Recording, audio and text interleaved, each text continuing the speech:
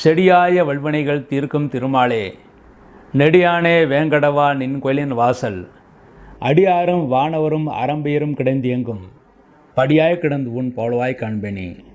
உலகெங்கும் இருக்கின்ற டீவினர்களுக்கு என்னுடைய பணிவான வணக்கங்கள். இன்றைய பதிவில் 2025 வருடத்திய ராசி பலன்களை பற்றி பார்ப்போம்.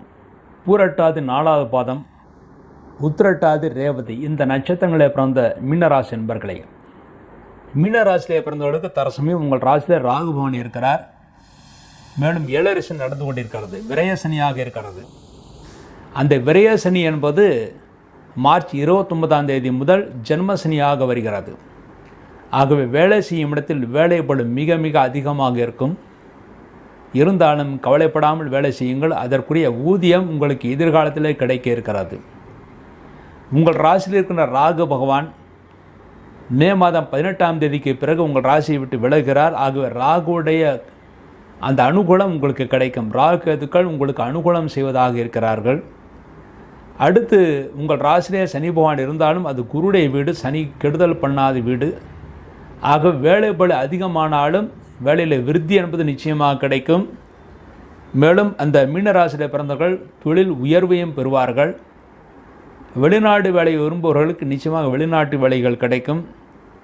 உங்கள் ராசிக்கு 3ஆம் இடத்திலே தற்சமயம் குரு பகவான் இருக்கிறார். அந்த குரு பகவான் 3ஆம் இடத்திலிருந்து மே மாதம் 14 பிறகு உங்கள் ராசிக்கு 4ஆம் இடம் போகிறார். அதன் பிறகு 18/10 பிறகு, அதாவது அக்டோபர் 18 பிறகு உங்கள் ராசிக்கு உச்சமடைந்து, அதாவது உங்கள் ராசிக்கு 5ஆம் இடத்தில் உச்சமடைந்து உங்கள் ராசியை பார்வையிடுகிறார். ஆகவே 18/10 பிறகு, அதாவது அக்டோபர் 18 பிறகு நீங்கள் எதிர்பார்த்ததை விட நல்ல யோக முன்னேற்றத்தை தருகின்ற ஆண்டாக இந்த ஆண்டு அமையும்.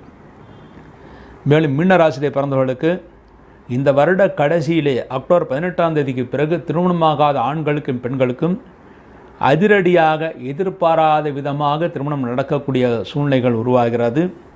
நல்ல குருபலம் அப்பொழுது அக்டோபர் 18 பிறகு நல்ல குருபலம் வருகிறது. தொழில்துறையில் ஈடுபட்டவர்களுக்கு எந்த தொழிலை செய்பவர்களாக இருந்தாலும் காலதாமதமாகும். முதலில் தோல்வி ஏற்படுமோ என்ற பயம் ஏற்படும். ஆனால் பயப்படுவதற்கு ஒன்றுமில்லை. 2வது 3வது முயற்சி நிச்சயமாக உங்களுக்கு வெற்றியை ஏற்படுத்தி கொடுக்கும். விவசாயிகள் எந்த பொருளை பயிரிட வேண்டும், எந்த விதையை பயிரிட வேண்டும் என்று நீங்கள் கூட்டுறவு அங்காடிகளில் கேட்டு தெரிந்து கொண்டு, அரசு அங்காடிகளிலே வேளாண் அரங்கத்தில் கேட்டு தெரிந்து கொண்டு அதை நீங்கள் பயிரிடுங்கள். அப்போதுதான் நீங்கள் நல்ல லாபத்தை எதிர்பார்க்க முடியும். இல்லாவிட்டால் லாபம் குறைவதற்கான வாய்ப்புகள் இருக்கிறது. இந்த வருடம் விவசாயிகள் போர் போட்டால் நல்ல சுவையான குடிநீர் கிடைக்கும். அதுவும் முக்கியமாக அக்டோபர் மாதத்திற்கு பிறகு போர் போடுவது மிகவும் சிறப்பானது. மாணவர்கள் இந்த வருடம் ஓரளவு மிகுந்த முயற்சியின் பேரிலே நல்ல மதிப்பெண்களை பெற முடியும். அவர்கள் மதிப்பெண்கள் பெறுவதற்காக மற்ற மாணவர்களுடன் கலந்து ஆலோசிக்காமல் நீங்களாக படியுங்கள். அப்பொழுதுதான் நல்ல மதிப்பெண்களை பெற்று நல்ல கல்லூரிகளை இடம் கிடைக்க பெற முடியும். படித்த மாணவர்களுக்கு வேலைவாய்ப்பு இந்த வருட கடைசியிலே கிடைப்பதற்கான வாய்ப்புகள் மிக அதிகமாக இருக்கிறது. இல்லத்தரசிகளுக்கு நல்ல யோகத்தை ஏற்படுத்தி கொடுக்கும். கணவன் மனைவிக்கு இந்த பிரச்சனைகள் நீங்கும். கணவனுக்கு நல்ல யோகத்தை ஏற்படுத்தி கொடுக்கும். கணவனுடைய தொழில் இந்த வருடம் நிச்சயம் நன்றாகவே இருக்கும். இந்த வருடம் உத்தியோகஸ்தர்கள் பதவி உயர்வு பெறுவார்கள்.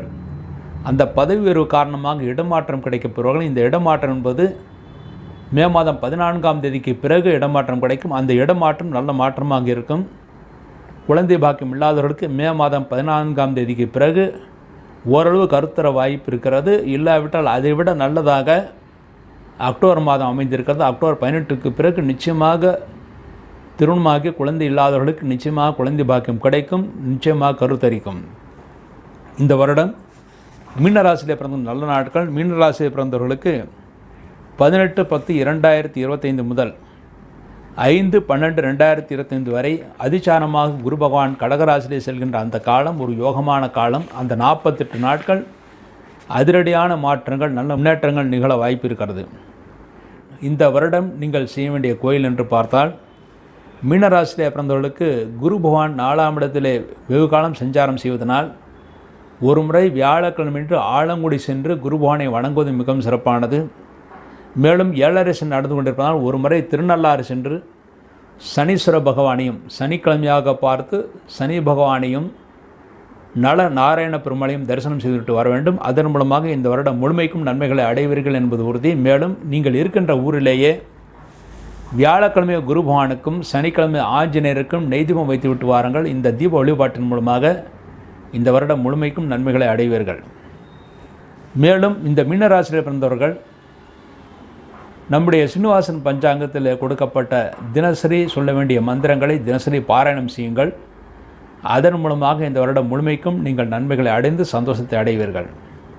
மேலும் புதிய சீனிவாசன் பஞ்சாங்கம் வெளிவந்து விட்டுவது சீனிவாசன் பஞ்சாங்கம் சுபமுகூர்த்த நாட்கள். மேலும் சர்வமுகூர்த்த நாடி என்ற புத்தகம் வெளிவந்துட்டு அந்த சர்வமுகூர்த்த நாடி என்ற புத்தகத்தில் எப்பொழுது எந்த காரியங்கள் எப்படி செய்ய வேண்டும், தர்மசாஸ்திரத்தில் என்ன சொல்லப்பட்டிருக்கிறது என்றெல்லாம் எழுதியிருக்கிறேன். அதை பார்த்து பயன்பெற வேண்டும் என்று கேட்டுக்கொள்கிறேன். மேலும் மீனராசியில் பிறந்தவர்கள் முறையான பரிகாரங்கள் செய்வதன் மூலமாக இந்த வருடம் 65% நன்மைகளை அடைவீர்கள் என்பது உறுதி. இவ்வாறாக 2025ஆம் வருடத்தை ராசி பலன்களை பற்றி பார்த்தோம். மீண்டும் ஒரு நல்ல பதிவில் இணைவோம் என்று கூறி விடைபெறுகிறேன். நன்றி, வணக்கம்.